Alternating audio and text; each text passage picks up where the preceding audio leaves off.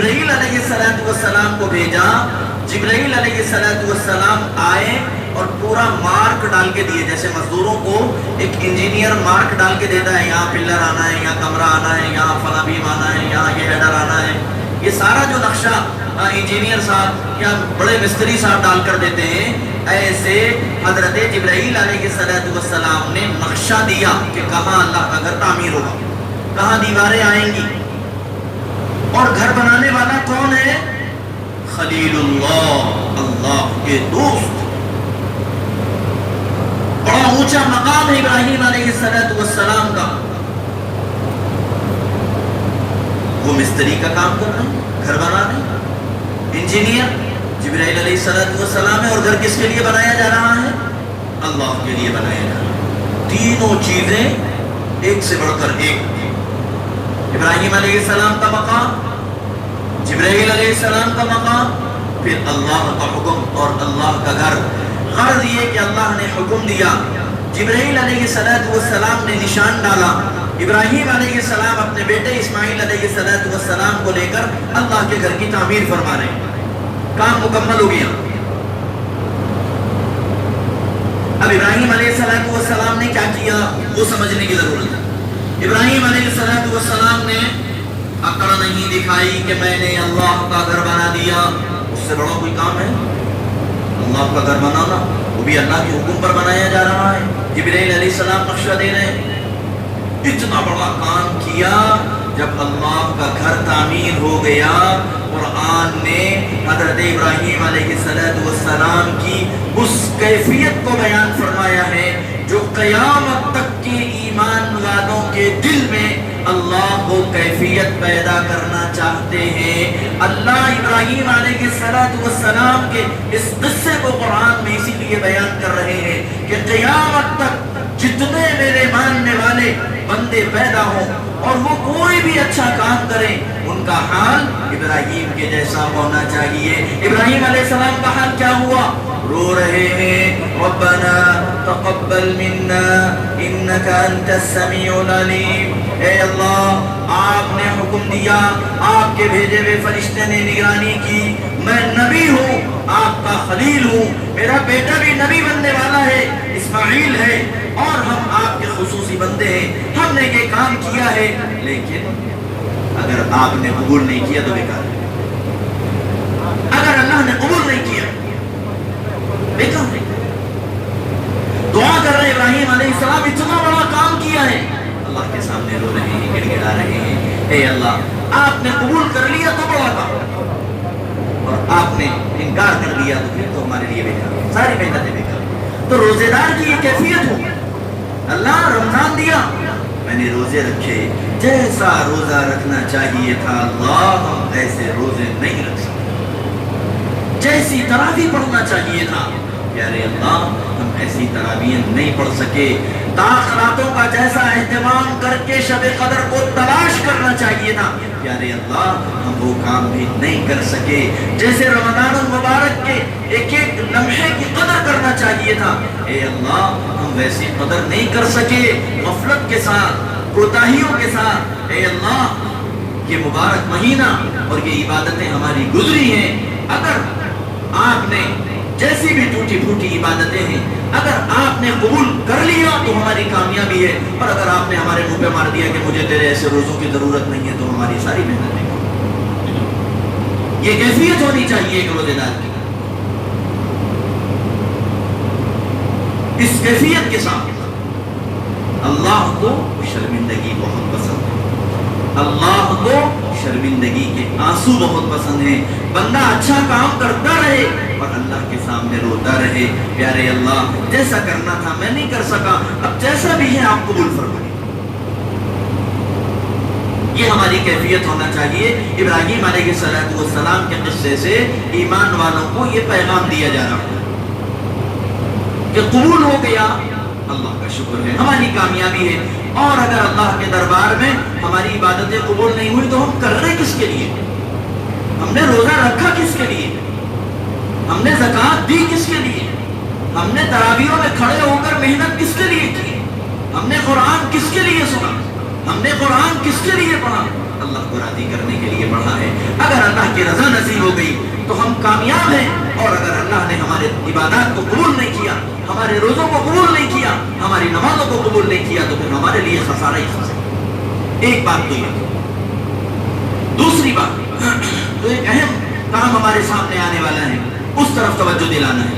وہ اہم کام یہ ہے، اگر آج چاند ہو جائے کل عید الفطر ہے، اور اگر آج چاند نہیں ہوتا ہے پرسوں عید الفطر ہے.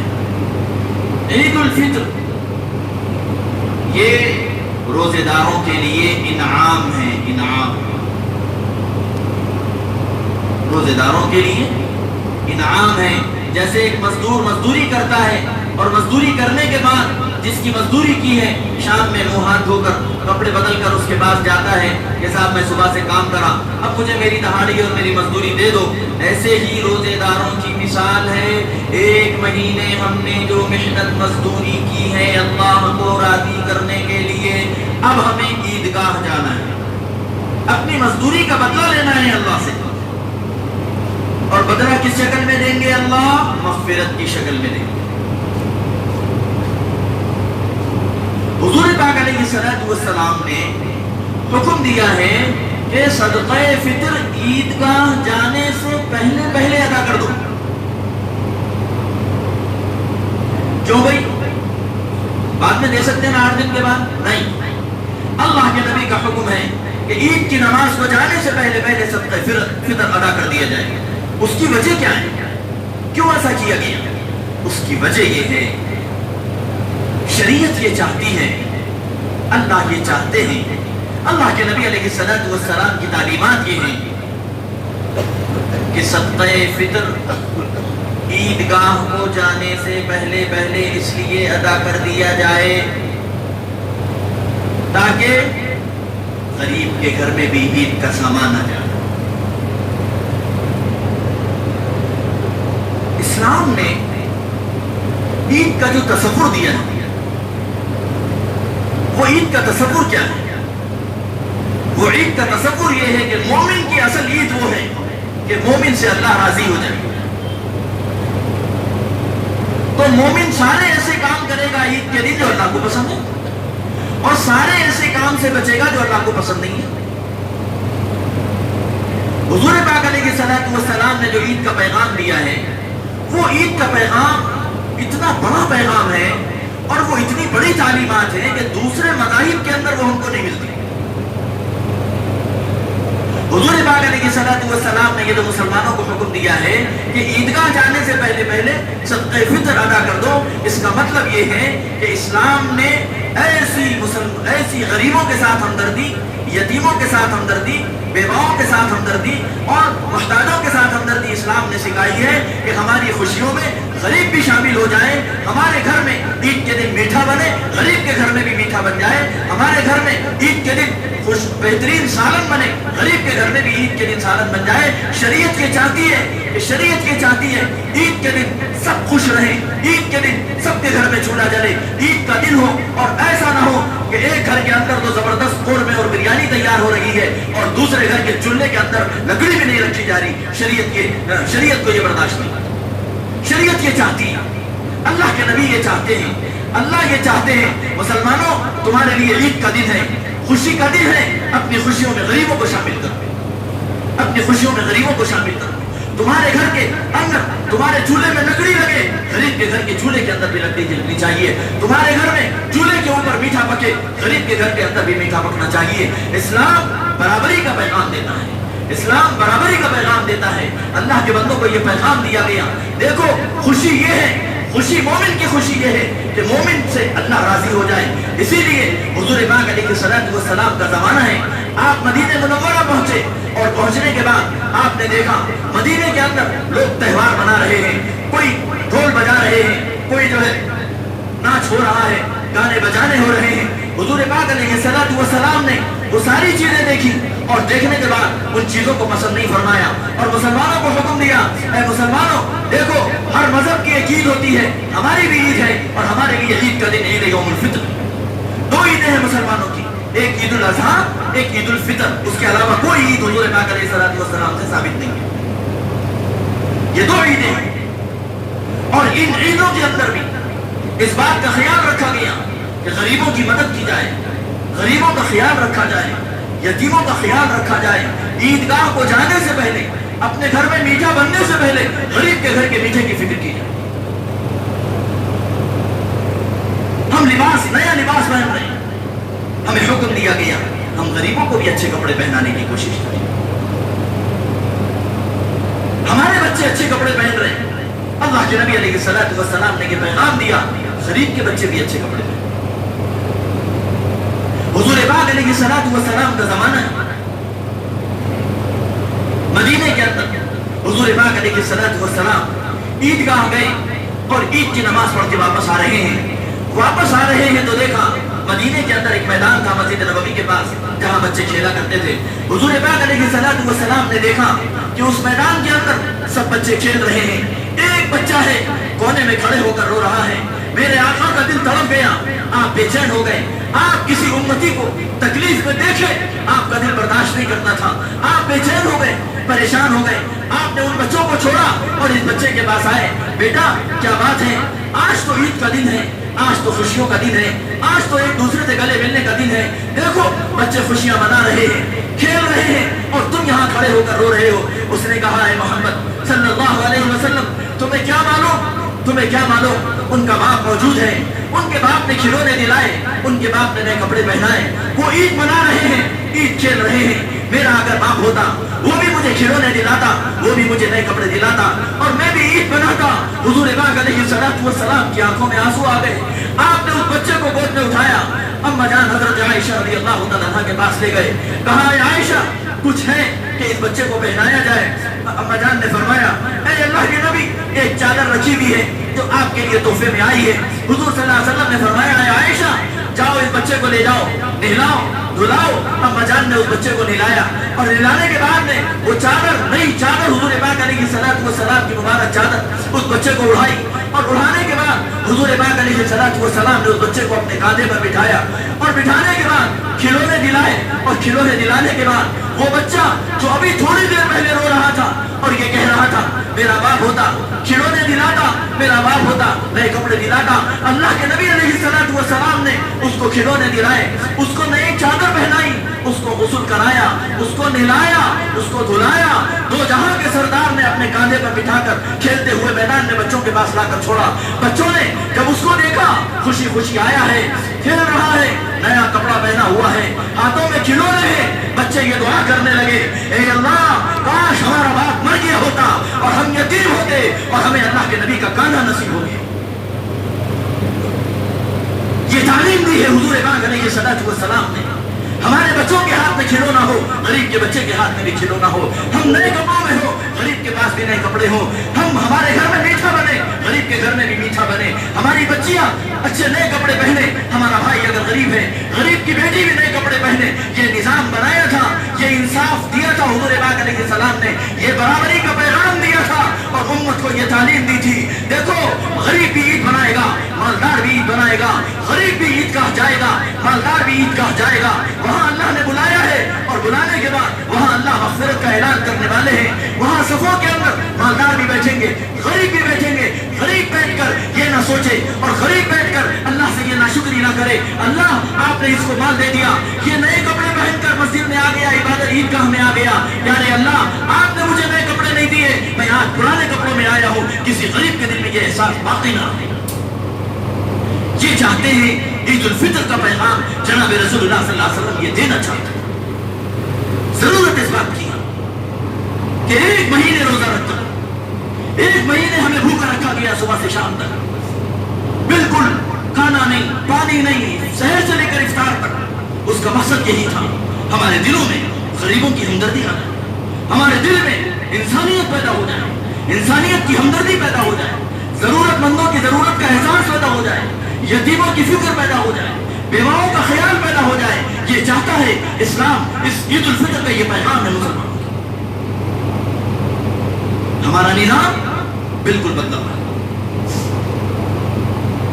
ہمارا نظام یہ ہے کہ ہمارے نظام میں غریبوں کی فکر ختم ہو رہی ہے، غریبوں کا خیال نہیں ہے۔ ایک بھائی مالدار ہے، گاڑیوں میں گھوم رہا ہے، دوسرے بھائی کے گھر میں چولہا نہیں جل رہا، شریعت یہ چاہتی ہے کہ اس کے گھر میں بھی چولہا جلے، اس کے گھر میں بھی چولہا۔ جب یہ مالدارانہ نظام آیا اور غریبوں کی فکر ختم ہوئی اور بہن بھائیوں کا، رشتہ داروں کا خیال ختم ہوا، معاشرے سے محبتیں ختم ہوئی، غریب کو مالداروں سے نفرت ہے ہمارے معاشرے میں۔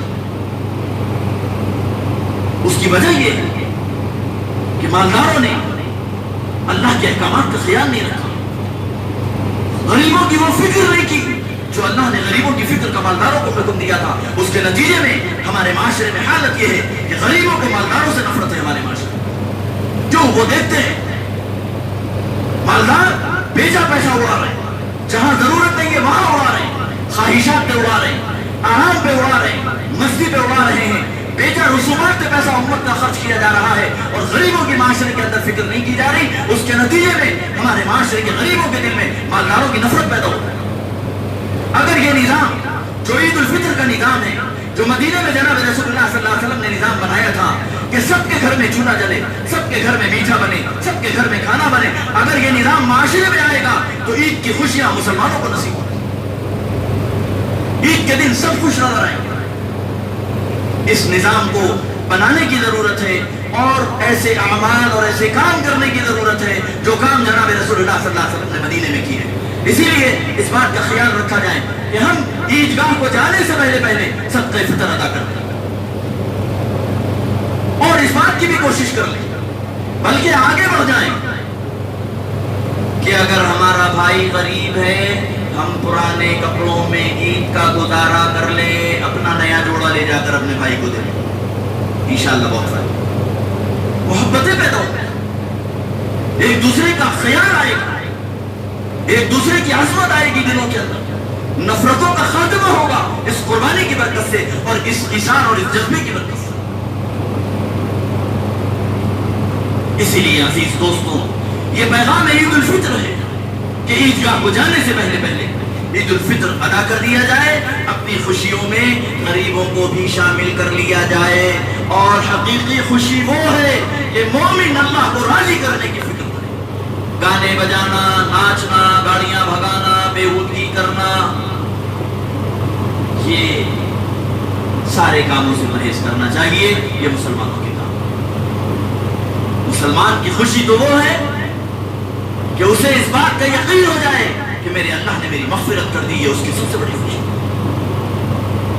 ہم نے خوشیوں کا اظہار اللہ کی نافرمانی کو خوشیوں کا اظہار سمجھ لیا، ارمانہ ہے، ارمانہ کئی کے ارمانہ ہے، بینڈ باجا بجانے کا ارمان ہے ہمارے خاندان کے بڑے لوگوں کے دل میں، پوترے کی شادی ہو رہی، دادا کا ارمان ہے کیا مرفا بجایا جائے، یہ دادا جی کا ارمان نہیں ہے، باجے بجانے کو، ناچنے کو، گانے کو، اللہ کی نافرمانی کو ہم نے ارمان کا نام دے دیا۔ ارمانہ نکالنے کا ہے، پوترے کی شادی ہے، نواسے کی شادی ہے، نواسی کی شادی ہے، بیٹے کی شادی ہے، ارمانہ نکالنا ہے، یہ تمہارے دل میں ارمان ہے، یہ شیطانی ارمان ہے، یہ شیطانی جذبات ہیں۔ میوزک بجائی جائے، پیسے کا اسراف کیا جائے، بیجا پیسے کو خرچ کیا جائے، اللہ کو نافرمان، اللہ کو جو ہے اللہ کو ناراض کرنے والے کام کیے جائیں، یہ شیطان کا ارمان ہو سکتا ہے، ایک مومن کا ارمان یہ نہیں ہو سکتا۔ اسی لیے اپنی خوشی میں غریبوں کو شامل کرو، عید الفطر عیدگاہ کو جانے سے پہلے صدقہ فطر ادا کرو، جن کو جانتے ہو ان تک پہنچ کر ادا کرو۔ خاندان کے لوگوں کا جائزہ لو، کوئی ایسا بھائی پریشان تو نہیں ہے جو بیچارہ اس سال شاپنگ واپنگ نہیں کر سکا اور بچوں کے لیے جو ہے نئے کپڑے نہیں لا سکا، اپنے بچوں کے کپڑے اس کو دو، اپنے بچوں سے کہو بیٹا کوئی بات نہیں، ہم پھر اور اللہ ہمیں عید دے گا اور ہم پھر نئے کپڑے پہنیں گے، اس کی برکت سے اللہ اور اچھی عید دے گا۔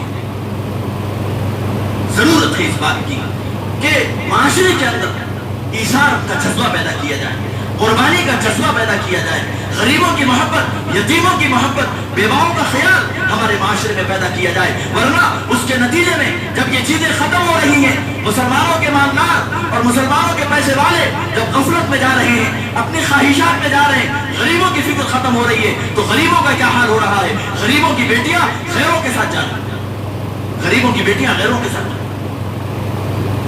غریبوں کے بیٹے دین چھوڑ رہے ہیں اور عیسائی ہو رہے ہیں، یہودی ہو رہے ہیں، قادیانی ہو رہے ہیں اور اللہ کے نافرمان بندوں میں شمار، یہ اسی لیے ہو رہے ہیں، ان کو نفرت ہو گئی، والد صاحب بیمار ہوئے، खानदान के एक एक बंदे को फोन करें, वाले साहब बीमार है भाई, लाख रुपए का खर्चा आ रहा, दो। अब उसके बाद कोई इंतजाम नहीं हुआ, उसके दिल में खानदान की नफरत। मैं बोल रहा कहेगा खानदान नहीं, एक दिन का खर्चा 2-2 हजार रुपए। हमारे वाले साहब मौत जिंदगी जो है दवाखाने में आ गए, डॉक्टर बोला ऑपरेशन नहीं करे तो मर जाते, बोला वैसे वक्त पे मेरे खानदान का कोई साथ नहीं दिया बोल के। अब बाप के मरने के बाद वो बच्चा खानदान से ताल्लुकात खत्म कर दे, अब उसके नतीजे में गैरों से ताल्लुकात हो रहे हैं, उनका दीन कबूल हो रहा है, मुर्तद हो रहे हैं, बेटियां गैरों के हवाले हो रही हैं, बहुत से नुकसान।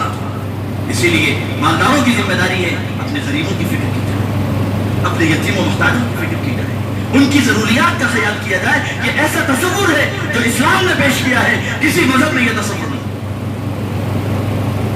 इसीलिए इस अंदाज से अगर हम ईद बनाएंगे, इस अंदाज से अगर हमारा ईदगाह को जाएंगे, तो फिर वहां से हम मग़फ़िरत का परवाना लेकर अपने घर आएंगे। ये फायदा होगा और ये मकसद है ईद उल फित्र का कि हमें हमारी मग़फ़िरत का परवाना मिल जाए, और फिर हम ईदगाह से जब वापस आए, सबके चूल्हे में लकड़ी लगी हुई हो, सबके चूल्हे से धुआं निकल रहा, भाप निकल रहा, किसी का चूल्हा ठंडा नहीं रहना ईद के दिन। इस बात की कोशिश करो, अल्लाह करे कि हम इस बात पर कोशिश करने वाले बने। अब इसके बाद 2 बातें हैं, उन 2 बातों को मैं सिर्फ जिक्र करके खत्म कर देता हूँ। 2 काम करना है, देखो 2 काम करना है, रमजान जा रहा है, 2 कामों की आदत डाल दो। उलमा ने लिखा है, बड़ी तफसील लंबी चौड़ी बहस है, 1-2 घंटे चाहिए इसको समझाने के लिए। मैं सिर्फ वो 2 बातों का आपको हुक्म और आपसे गुजारिश करना चाहता हूँ। एक काम है दुआओं का इत्तेमाम, दुआओं का इत्तेमाम। जैसे रमजान में हम इफ्तार से पहले दुआ मांगते रहे, तरावी के बाद दुआ मांगते रहे, रातों मांगते रहो, अल्लाह से मांगते रहो, मांगने वाले बन जाओ अल्लाह से, दुनिया से नहीं, अल्लाह से। हम अल्लाह से मांगेंगे, अल्लाह के सामने हाथ फैलाएंगे, अल्लाह हमारा ये हाथ दुनिया वालों के सामने फैलने से बचाएगा। किसी के सामने हाथ फैलाने की नौबत नहीं आएगी अगर हमने अल्लाह के सामने हाथ फैलाना शुरू किया। एक काम तो ये करना है। दूसरा काम ये करना है शुक्र अदा करना है, हर बात में अल्लाह का शुक्र। अल्लाह रोजे रख लिए, आपका शुक्र, तरावी पढ़ लिए, आपका शुक्र, जुमा की नमाज बाजमात पढ़ लिए, आपका शुक्र। अल्लाह किसी परेशानी में लगा देते, जुमे की नमाज की तौफीक न होगी, पेट में ऐसा दर्द हो जाता, दवाखाने भागते, आए तक जमा की नमाज निकल जाती, महरूम हो जाते। अल्लाह का शुक्र अदा करो। शुक्र किस किस नेमतों पर अदा करोगे, किस किस नेमतों पर शुक्र अदा करोगे। हजरत मौलाना इमाम हजरत सादी अलैहिर्रहमा ने एक किताब लिखी है गुलिस्तान, और भी किताबें हैं उनकी, आलिम कोर्स में पढ़ाई जाती हैं, जो बच्चे आलिम बनते हैं। उसमें उन्होंने किताब के शुरू में एक अजीब व गरीब बात लिखी। उन्होंने लिखा कि हे अल्लाह, मैं तेरा शुक्र कैसे अदा करूं, कैसे अदा करूं। अगर मैं शुक्र अदा करने पर आ जाऊं तो दूसरी इबादतें कैसे अदा करूं। क्यों? हर नेमत पे शुक्र अदा करना है ना। तो हम सांस ले रहे हैं तो सांस अंदर जा रही है तो अल्लाह का शुक्र, और अगर सांस बाहर आ रही है तो भी अल्लाह का शुक्र। सांस अंदर जाके अटक जाए आदमी आओ, और अगर सांस अंदर ही ना जाए तो भी मर जाता है। हर सांस पे 2 शुक्र अदा करना है, और एक सांस का शुक्र अदा करे करे तक दूसरी सांस आ जाती, फिर शुक्र अदा करना है। अल्लाह का शुक्र इतना अदा करना है, इतना अदा करना है कि हम वो हक अदा कर ही नहीं सकते। खाली सांस रुक गई तो खत्म, खाली फेफड़े बाहर की हवा अंदर नहीं लिए तो रोजाना 2000 रुपए का सिलेंडर लगता, जबरदस्ती अंदर हवा भिजाने के लिए। अल्लाह की कितनी बड़ी नेमतें अल्लाह ने हमको दी हैं। तो दुआ की आदत डालो, शुक्र की आदत डालो, और फिर ये 2 आदतें आपके अंदर होंगी, आप इंशाअल्लाह अल्लाह के खास बंदे बन जाएंगे, अल्लाह की रज़ा नसीब होगी, अल्लाह का कुर्ब नसीब होगा।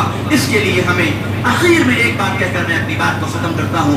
उलमा ने लिखा है कि खूब नेकियां नहीं करे तो नहीं करे, अच्छे काम नहीं करे तो नहीं करे, बुरे काम मत करो, बुरे काम नहीं। आपने अगर 2 रकात नफिल नमाज नहीं पढ़ी, کوئی اللہ کی طرف سے ناراضگی آنے والی نہیں ہے. اگر آپ نے کوئی گناہ کر دیا تو آپ اللہ کی نگاہوں سے بچ جائیں.